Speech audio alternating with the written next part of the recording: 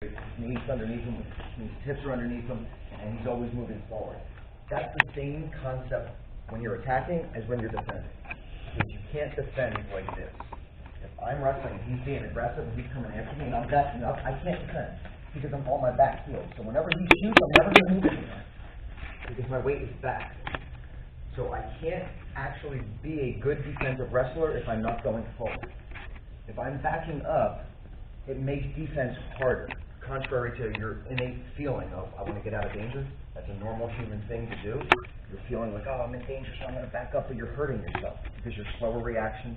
You sure as shit can't score, and eventually he's going to take his time and he's going to get your left. So when you're teaching the kids, especially when you're in the top range, it's hard to get that kind of message through consistently. So I don't know exactly which techniques or so work at best at that age because I haven't worked with them that much. But by the time you're 9, 10, 11 kind of thing, the drill that we kind of look for when you're at that age is if Ethan's going to be the attacking man and I'm going to be the defensive man, when I'm going to be defensive, I have to be circling all my defense. So if he's coming at me, my defense is here. I'm circling, turning the corner, and I'm coming this way. Or if he's pushing into me, I can go the other way too, that's fine. I can circle this way and hand fight. But what I can't do is if he's coming at me, he's back up. I can't do this. And this is what kids are doing when they get in danger. Because they feel that, I got to get out of trouble. So they start backing up. So the drill goes, one guy is going to be pressuring the whole time. As he's coming at me, I'm circling in my stance. I'm still staggered. I'm still head up, back straight, hips are under me. And I am pressuring into him, but I'm circling with him. So this is how I take on someone's aggressiveness. So I can do that for a couple seconds, clear the time, we come back in and now it's my turn to go, and he's going to have to circle away. Because if he doesn't, I'm going to get that leg. So when they're little, your expectations are yay high. As they get older, the expectations raise. And by the time they're 9, 10, 11, they should be pretty adept at hanging in there, and when it gets dangerous, we're circling and controlling as opposed to retreating. That makes sense. Everything we do is based on forward pressure. And the sooner a young kid learns that he has no choice, the coach is making him do forward pressure, all the things start working for him. So your job is to get him to understand that it's a constant forward pressure. The other part of that is, when you're younger, again, it's harder. But every kid, when they get tired, goes from a good stance to up here, because they're tired. Their legs are straight, their arms are out. And now any shot takes a shit shot. They're here. So I tell these guys all the time, even in the high school room still, which is why I want to start learning it quicker, so that by the time you're there, they got it down, is in your stance, if you can't touch the mat with your hand without bending, you're not low enough. So everybody's stance is a little different. You'll have your personal little feel to it. But if I can't touch that mat with my hand, by just dropping my hand like this, I'm not low enough. If I'm up here, and I can't. So the sooner that they commit to being here all the time, and then they're controlling tides and circling and moving, they're going to win, I swear to God, 75% more of their matches. Just because, who's going to shoot them? If you're in this stance, what the hell are you going to shoot at? You can't. Only I can. And so their offense is going to go up. They don't even have to know why. You do, as the coach, but they don't have to really buy in until they start seeing the success. That's what makes kids want to do it, and it works. So if I can get them to be low and control movement instead of retreating movement, that is defense. That's defense. So not such as technique. There's front heads and down blocks and short offense and a million techniques that all goes with it. But as a coach, when you're doing the drills and you're watching the kids, we need to be able to look at them and say, are they doing the drill correctly? So I need to be looking for things like, is the hand touching? Are they circling or are they retreating? Because they're going to do it. They're kids, that's what they do. You have to train them to break those habits. So as they're going around, those are the things as a coach that I'm looking at to fix the drill. I'm not going to get it 1, 2, 3. It's going to take time. but the sooner they get it, their success will rise. So, if Jay and Ethan are going right now, and I have them hand fighting in practice, and we're just doing normal hand fighting, the whole time, at this point now, I've been with them long enough, they're in a good stance, they're always low enough to touch the ground, they're circling and pushing in forward, they're not retreating. This is rest. This is what kids can still, at 9, 10, 11, if they're trained, this is how they should be rested. Great. So at that point, that's what we're looking for in our drill.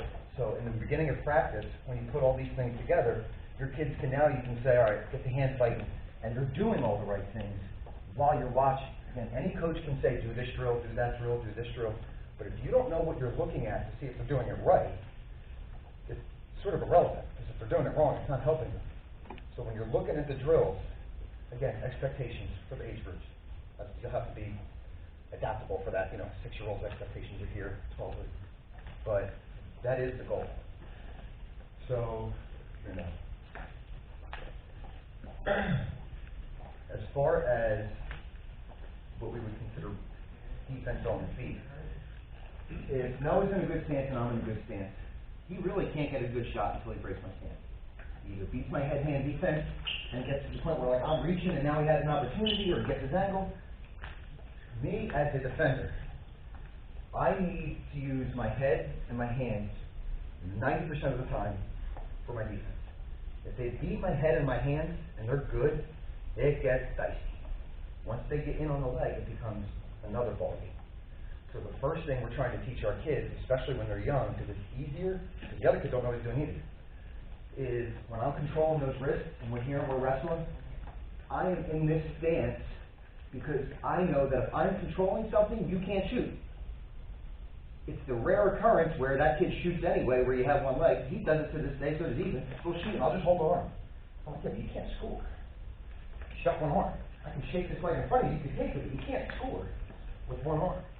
So, from last week's sessions where we're talking about controlling those ties with wrist, it plays right into defense, because as I'm controlling every tie up, I can literally stick this leg in him. He can't score. He's got one arm. So, all defense starts with head-hand. My head, at minimum, has to be here, looking for the temple a little better, and looking for the neck to be best. If my head is in Noah's neck, even without any hands, he can't shoot through me. He's got to clear this head, because if he takes a shot, he can't, he's going to get stuck.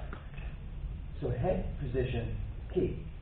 We went over that a little bit last week, and I think we covered the drill where you can put your hands behind your back, you're in your stance. And we're just going to work for head position. So either I get head position on him, or he gets it on me. I'm going to then roll it back into him. Now I have head position, and this is a drill you can do at any age. When they're 6, make sure they're not slamming each other, but it's good for them to learn that your neck should be strong, and your head stops all the shots. If I'm in good position, forget this drill. If I'm in good position, he takes any shot. My head is there to beat him every time. Every single time. He's got to beat him. Whether that's with a club, knocks you out of the way, now I can go. Or it's with a pull me out position, right just here, now I can go. But until you beat that head, the kid can't score. So again, we're not going to expect the 8, 9, 10-year-old kid to understand that deeper level concept. But we can train them in practice. Put your head in his neck. Put your head in his neck. They'll get it bit by bit by bit. By the time they're 10, 11, 12, it'll click more and more. And then they're going to start using it on kids that really don't know what the hell that is. And it changes so much. So you have head, hand. Hands is obvious in terms of defense, in terms of expecting what they would do. However, last week we covered a little bit. I told you, if your hands are on somebody and they're not doing nothing, you're just hanging out.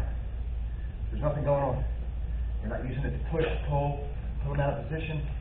You're just hanging out. If you're hanging out and he's not, you're screwed. He's going to score. That happens to a lot of kids. So in defense, if I'm up 3-1, 3-2, there's 30 seconds left in the match, and I need to effectively stall, where I'm not going to get hit, but I'm going to basically play such good defense that you might as well call it stalling. I need to control a wrist and I need to make my hands active. So I'm constantly pushing him, pulling him out of position, because this takes no effort from me. But what isn't he doing this whole time? Shooting, thinking about scoring.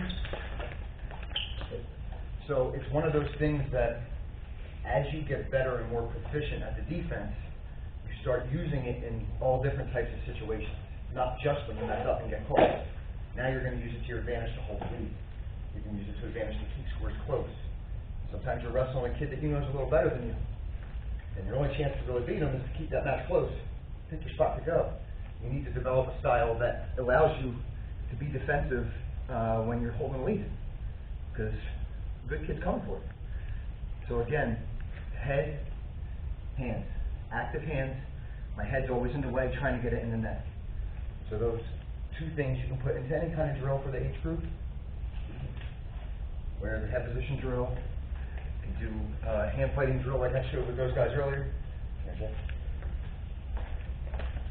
So if these guys, in the beginning of practice, when I first start, they'll say just beginning time.